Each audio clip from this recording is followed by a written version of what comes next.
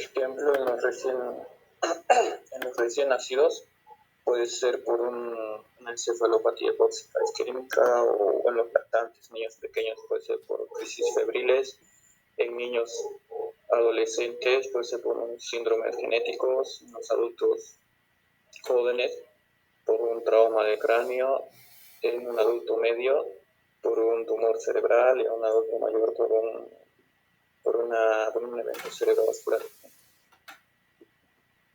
Después, para entender un poco de la epilepsia, tenemos que ver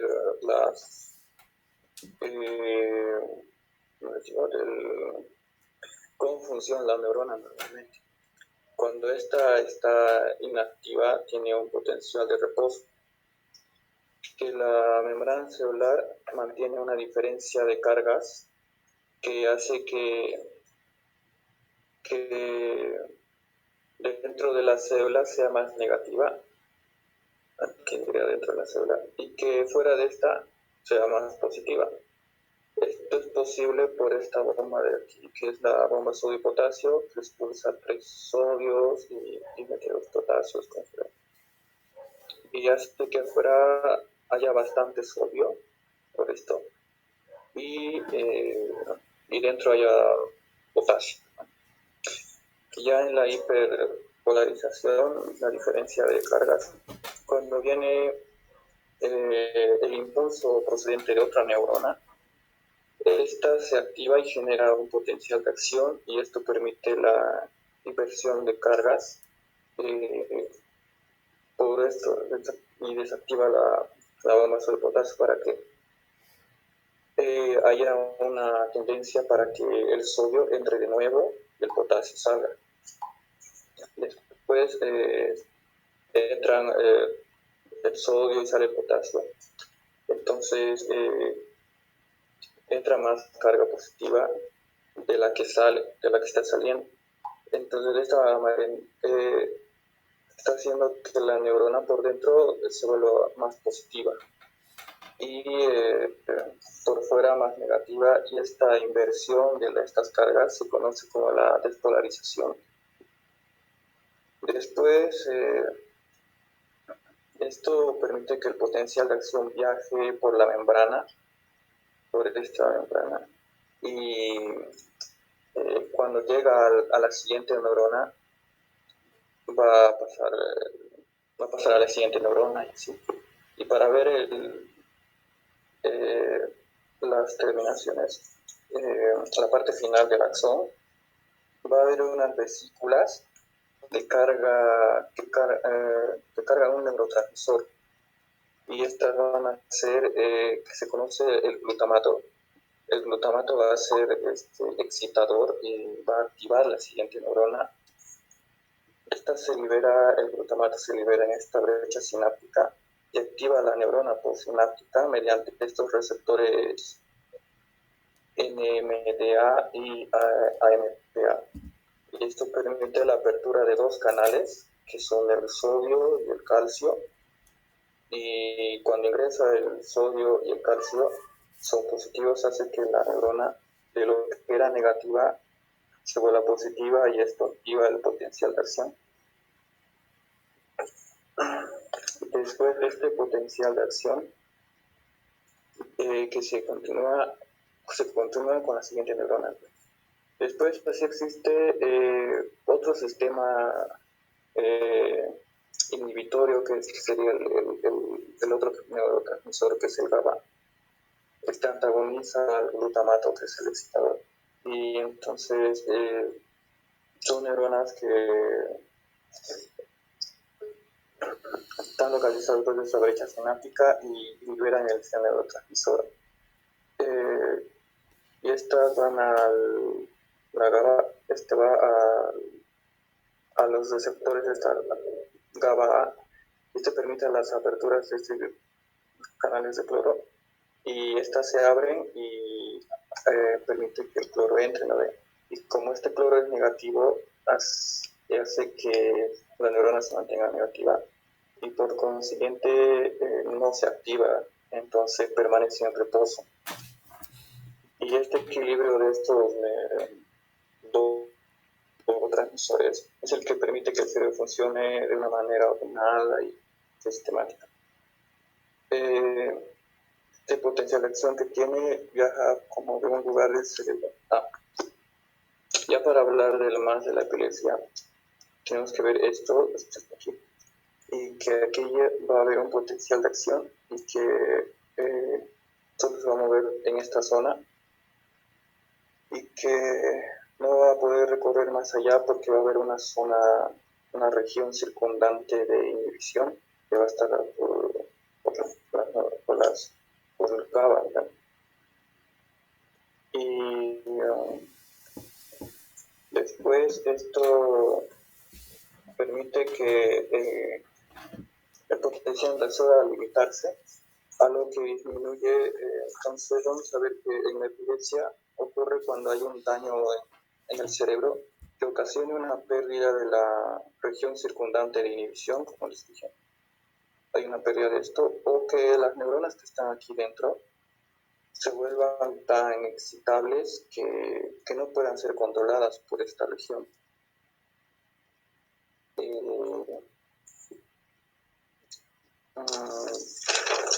Entonces, aquí no importa entonces la causa por cuando se circunscrita.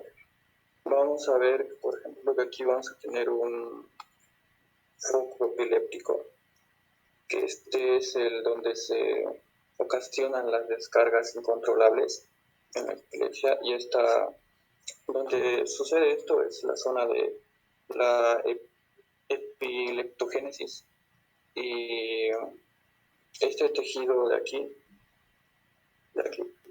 es el que va a iniciar con las descargas que van a ir por todo el cerebro. Su localización de esta es importante, ya que esto podría ayudar a determinar cuál sería la primera manifestación clínica. Por ejemplo, si el foco fuera, este foco epiléptico empezara en el lóbulo frontal, por ejemplo, la parte que mueve el brazo del paciente.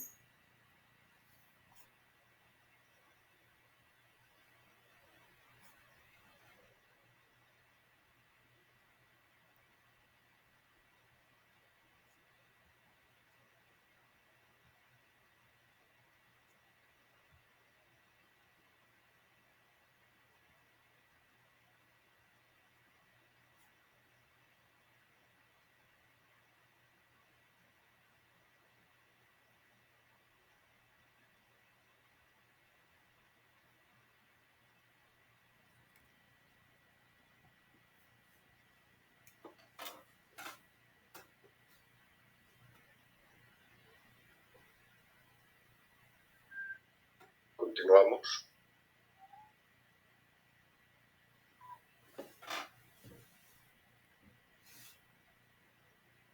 Está ingresando mi compañero Víctor.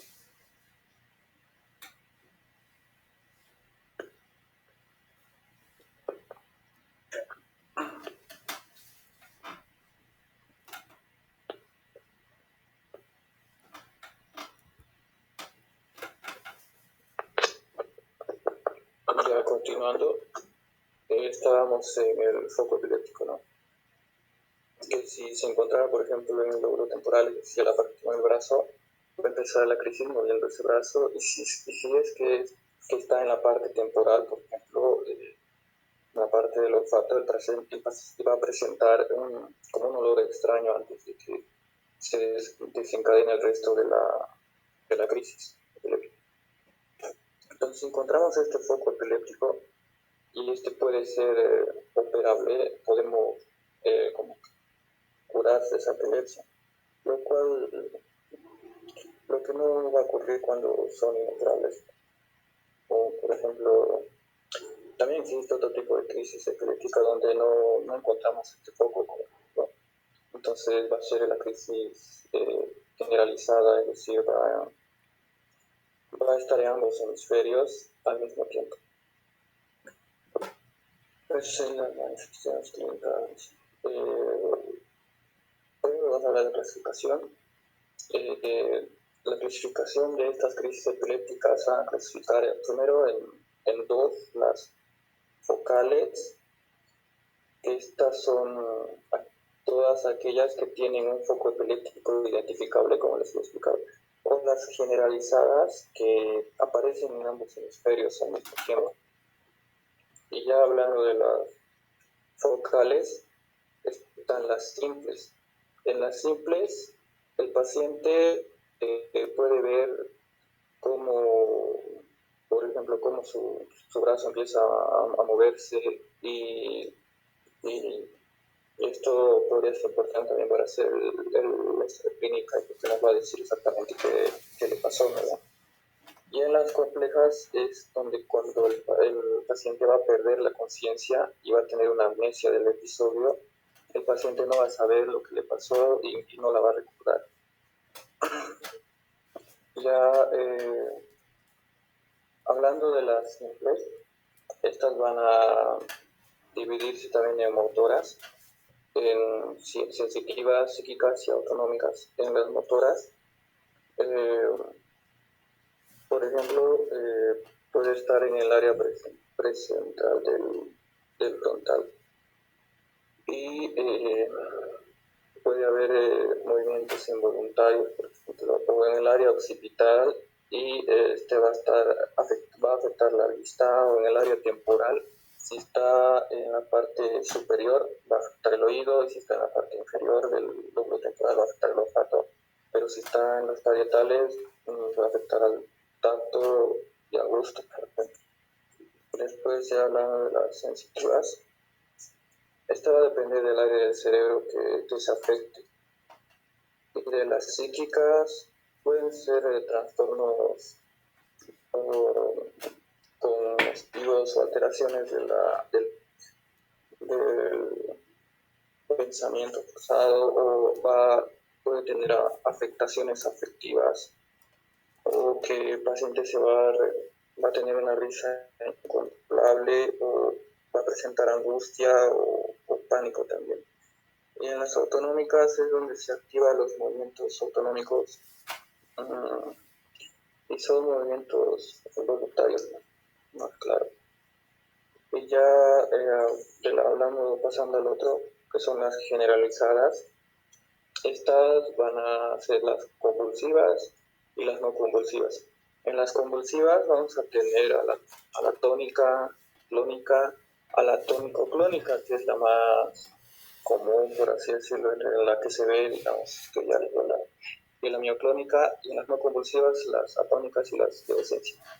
En las generalizadas convulsivas tónicas, estas son que el paciente tiene una contracción de todos los músculos al mismo tiempo. La clónica es que el paciente tiene movimientos oscilatorios de contracción y relajación, y de contracción y relajación también. Ya en la tónico-clónica vamos a entrar aquí. Esta puede ser de aparición brusca, o también puede ser que le dé un aviso al paciente. Cuando da este aviso es la fase prodrómica, y también hay otra fase, que es la fase de ahora, que es focal, y luego se va a hacer generalizada. Esto es como que puede ocurrir primero focal y luego se hace generalizada, como decía, pero es como que una crisis focal con generalización. Y ya entrando a las fases de esta tónico-clónica, la fase tónica dura de 5 a 10 segundos, se caracteriza por activación predominada por el glutamato y activación de todos los músculos, todo se contrae al mismo tiempo, todo el músculo. Y por esto es que el paciente pierde el equilibrio y cae al suelo, y a veces esta contracción de los músculos puede también hacer una fuerte contracción de los músculos respiratorios, y aquí el paciente va a tener va a gritar, entonces, antes de caer al suelo. Este grito es el grito digital. Después también puede contraer el tono parasimpático, puede aumentar la presión arterial, frecuencia cardíaca, probendiasis y así. Y en la fase clónica, esta es se activa el sistema inhibitorio GABA. Aquí comienza como que una pelea entre el sistema del glutamato y el intercarbón. Entonces hay contracción y relajación, y contracción y relajación. Y con el pasar del tiempo, en esto el paciente va a empezar a hacer movimientos menos oscilantes, menos bruscos, y se va a detener luego completamente. Cuando se detiene, aumenta el tono parasimpático y va a haber una relajación de esfínteres. Y aquí puede presentar como una incontinencia urinaria. Después en la otra fase, que es la posictal, puede durar de 30 a 1 hora.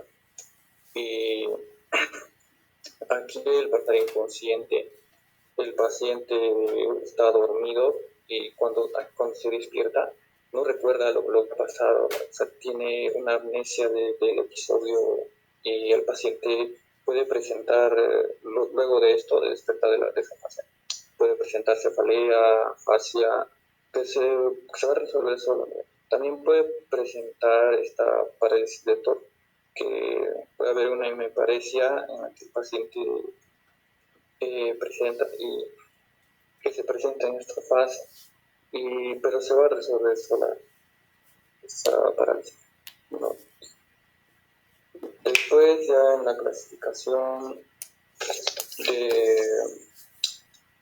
volviendo a la clasificación, estábamos en las generalizadas, convulsivas, les expliqué la crónica, vamos a ir a la mioclónica, a la última de las convulsivas. Aquí es donde va a haber una contracción de duraciones muy cortas, bruscas y principalmente en epilepsias de adolescentes. Después, ya entrando a las no convulsivas, aquí se caracteriza porque no hay movimientos motores. Está la atónica, la primera, más abajo. En esta el paciente va a tener una flacidez de todos los músculos y va a quedar completamente atónico. Después, en las otras de ausencia, aquí va a haber desconexiones del medio que van a presentar principalmente en niños. Por ejemplo, que un niño esté haciendo una actividad, cualquier actividad, y de repente se va a quedar completamente quieto y va a estar como que mirando al espacio, así. Y estas van a ser las de típica y atípica. Las de típicas son las que tienen una instauración súbita, tienen una duración corta y tienen buen pronóstico las típicas. Y responden ante cualquier antiepiléptico. Las de ausencia típica, estas son de inicio más gradual, duran más tiempo, tienen movimientos motores más evidentes, de mal pronóstico y se manifiestan en daños cerebrales que pueden pueden llegar a ser permanentes. Entonces, pues también podemos clasificarla en primaria, secundaria y desconocida.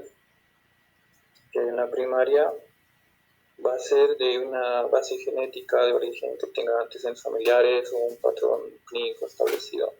En la secundaria es cuando ocurre por algún daño cerebral adquirido, y en la desconocida cuando no se identifica si es primario o secundario.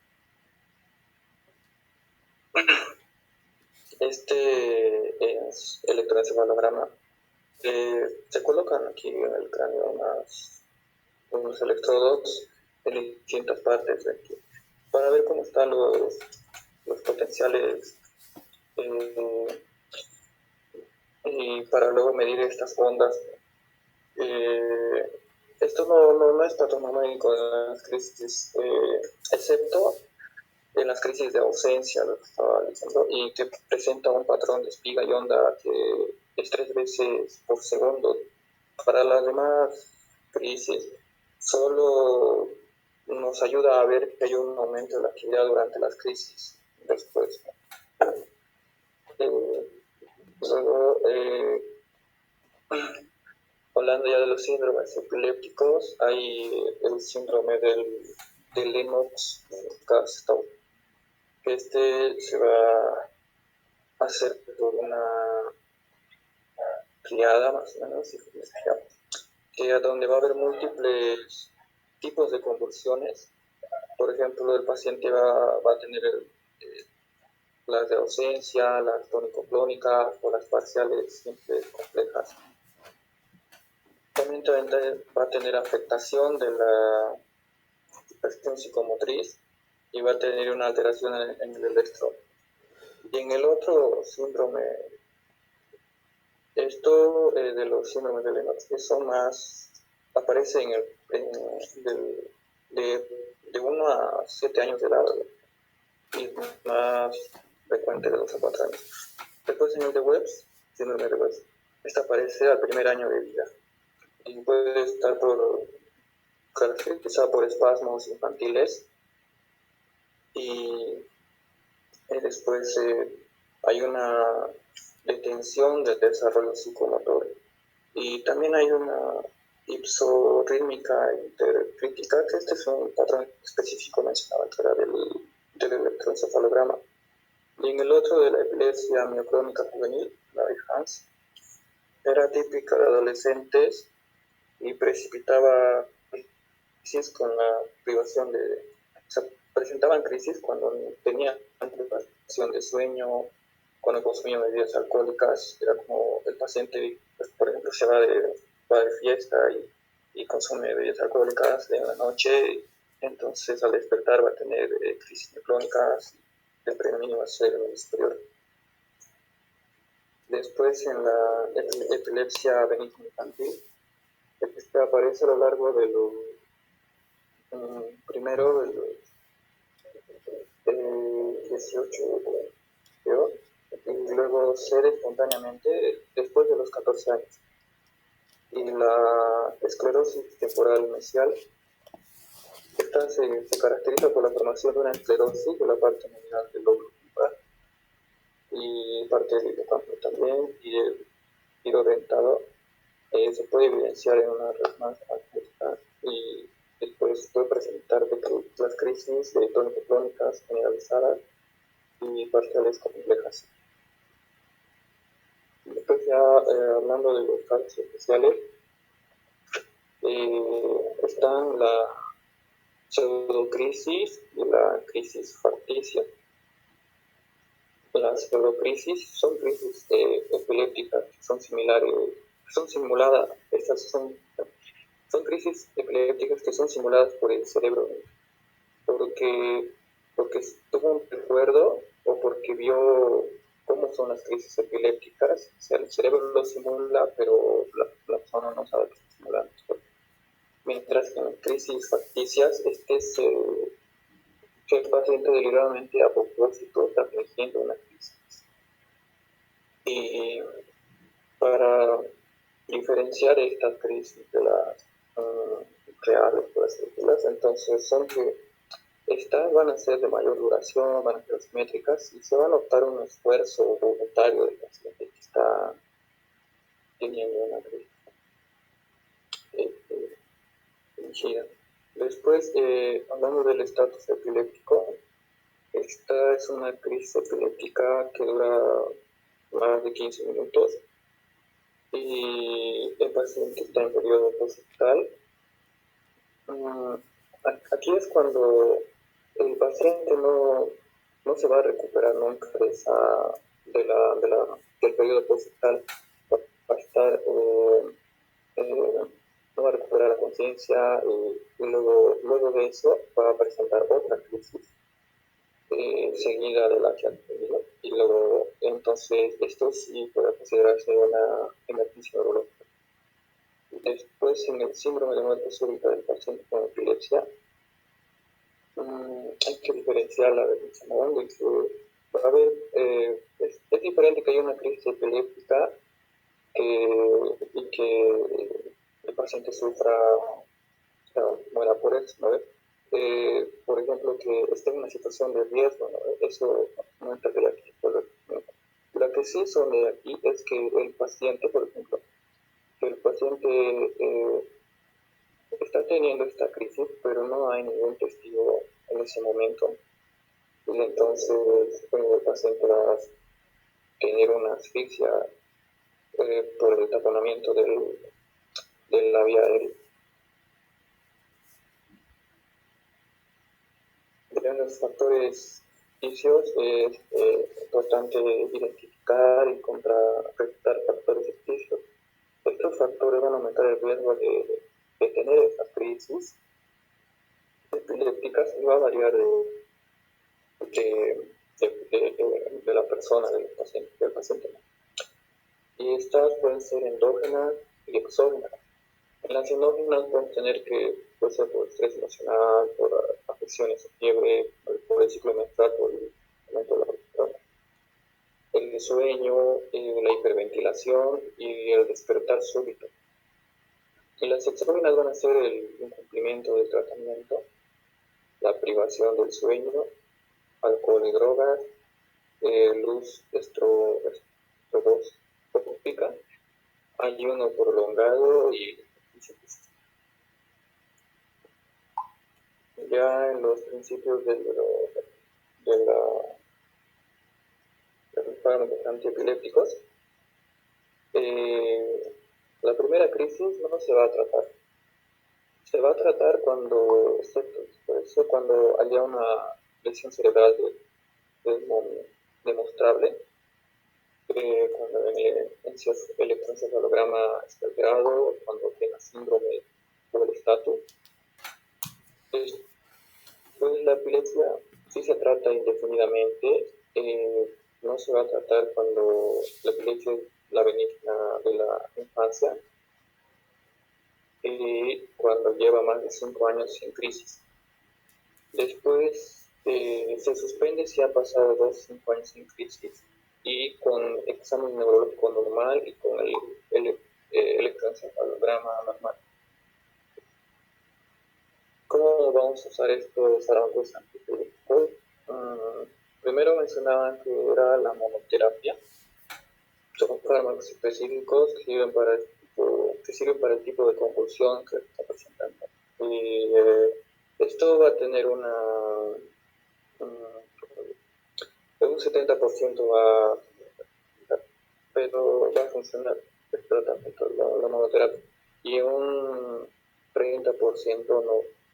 Entonces aquí podríamos pasar a la politerapia, donde van a utilizar 2 o 3 fármacos epilépticos, y esta politerapia va a solucionar el 15%. Entonces hasta eso ya tendríamos un 85%, y si iba a quedar un 15% que no va a estar, que no todavía no es. Ese 15% que no se puede, que son refractarios del tratamiento farmacológico, vamos a evaluarlo y va a ver si hay la posibilidad de hacerle una cirugía y que el paciente tenga, como les dije, el foco epiléptico, ¿no?, demostrable. Esto de la cirugía va a solucionar un 5%, pero va a sobrar un 10%, ¿no? Entonces esto va a ser totalmente refractario al tratamiento. Después, en situaciones especiales, a los 5 minutos o un estado epiléptico hay que valorar la vía aérea, la presión arterial y la respiración. Por ahí le vamos a poner los antiepilépticos con lo que está leyendo. Después, a los 6 a 10 minutos, iban a aceptar tiamina de 100 gramos y dextrosal al 50%, y luego diazepam a 0,25 miligramos por kilogramo. Después de 10 a 30 minutos, las fenitoínas o ácido valproico o la levetiracetam, y de media hora a una hora el Inversolan, el propofol o el tiopental. Pasada ya la una hora, en un goteo continuo, si el paciente está embarazada, sí tiene efecto que podría afectar, ¿no? Pero decían que es mejor que siga recibiendo el tratamiento a que no, y que tenga crisis epiléptica y entonces ya peor.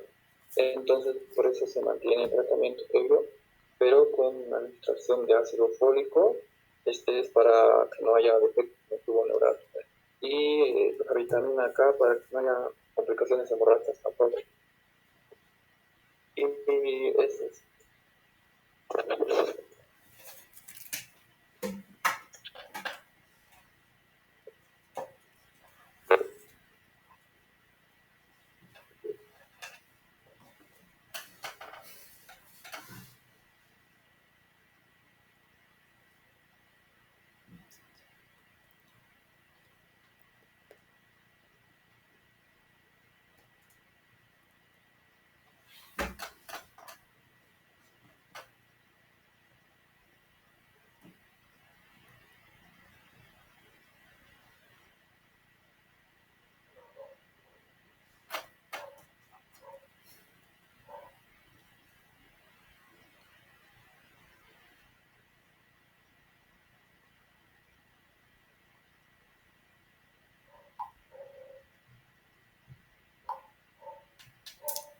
Bien, bien, estuvo bien.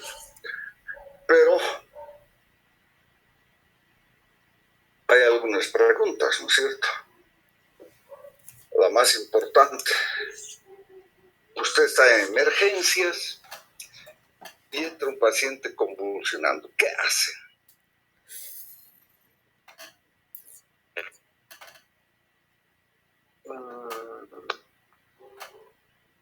Primero sería ponerlo cambiarle de posición, es ponerle de lado, si no me equivoco, que se ponga y que se apoye en sus brazos, piernas y después Usted le dice que se apoye en su brazo, póngase de lado. No, me imagino que lo pondrá de lado, etc. ¿Qué más? la parte de su cabeza lo haría un poco hacia arriba, elevarle el mentón y ahí sujetarle. Y si ya se movió la lengua y eso, poner algo para que no siga mordiendo. Ya, ¿qué más? Nunca lo dedos.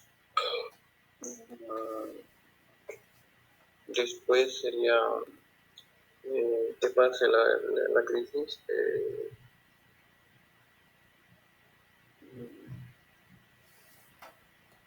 Y si no pasa la crisis, ¿qué hace?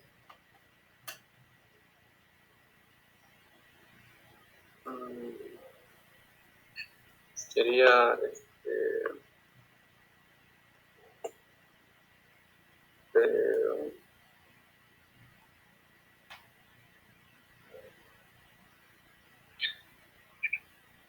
Y eso tiene que fluir así, muchacho. A ver qué pasa. ¿Usted ha preparado el tema? sí,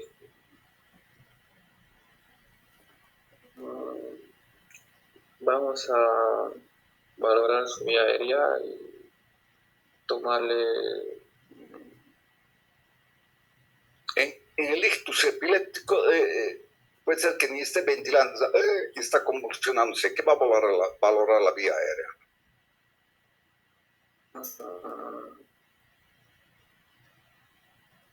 La enfermera a su lado diciendo, ¿qué hago, doctor?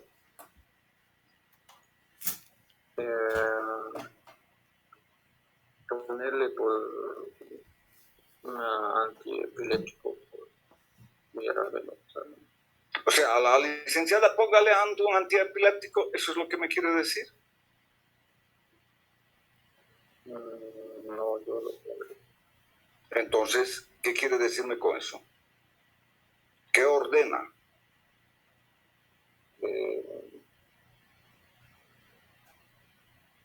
Y sigue convulsionando.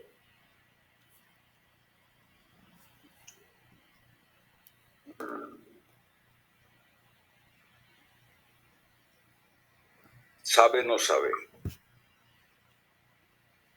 No, doctor, no, esa parte. Qué tragedia, ¿no es cierto? Preparamos un tema, explicamos por qué surgen las clasificaciones Y aparece un paciente convulsionando y no sé qué hacer. Dígame, muchacho, ¿estoy loco al exigir que debería saber? No, doctor. Pues se lee para mañana un protocolo de atención de los medicamentos, las dosis que tienen que tener, los riesgos que se presentan en estos. Si no, estamos perdidos. ¿Sí? Pero saber cuánto, así, vamos, así para levantarme ya. Convulsionado, licenciada, prepare, vale un 10 miligramos en 10 ml. Lo pone de lado y ya está. Listo.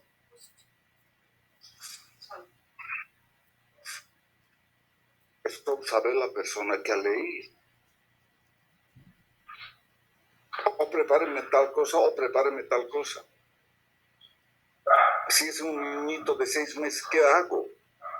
¿Qué le doy?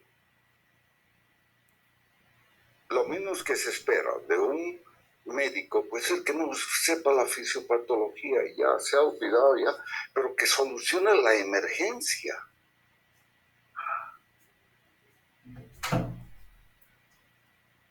A un niñito de 6 meses, ¿qué hago? ¿Qué le doy? ¿Por dónde le doy?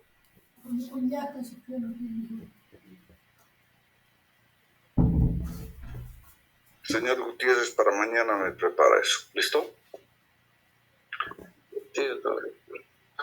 Creo que el día ha estado pesado. Hemos visto meningitis, encefalitis, epilepsia. Mañana veremos enfermedades cerebrovasculares hemorrágicas, demencia y esta parte del tratamiento de epilepsia. ¿Hay un tema más creo que dado? ¿No? No, doctor. Ya, señorita Calizaya me prepara enfermedad de Parkinson. Señorita Jimena González me prepara neurocistercosis. Señorita González, ¿mañana expone? Sí. Sí, ya expuse, doctor. Ahí pues entonces me prepara Guillem Basé. Y los 3 restantes son para mañana, ¿no es cierto? Ok, perfecto. Y, doctor, ¿nuestras exposiciones sería directamente para la siguiente semana o vamos a tener una clase más? Pues vamos a tener, ¿por qué la está queriendo guardarse para la siguiente semana? El Mañana. sábado sería, doctor. ¿Qué? ¿Qué día sería, doctor? Mañana vamos a hacer una clase 1 horita y después nos vemos en el Hospital Viedma, un tema por lo menos mañana. ¿No es cierto? De 8 a 8:30 y nos vemos a las 9:15 en el hospital. ¿Sí? Doctor, le quería pedir permiso para la clase de mañana en la mañana. No voy a poder estar, tengo un viaje, pero para la clase de la tarde sí voy a estar. Ya, sabrá usted. Gracias, doctor. Entonces, mañana en la mañana hacemos 1 hora y nos vemos en el hospital y en la tarde hacemos. ¿Ya? Está bien, doctor. Está bien, doctor. Gracias. Ok, hasta mañana. Hasta mañana. Hasta mañana. Hasta luego.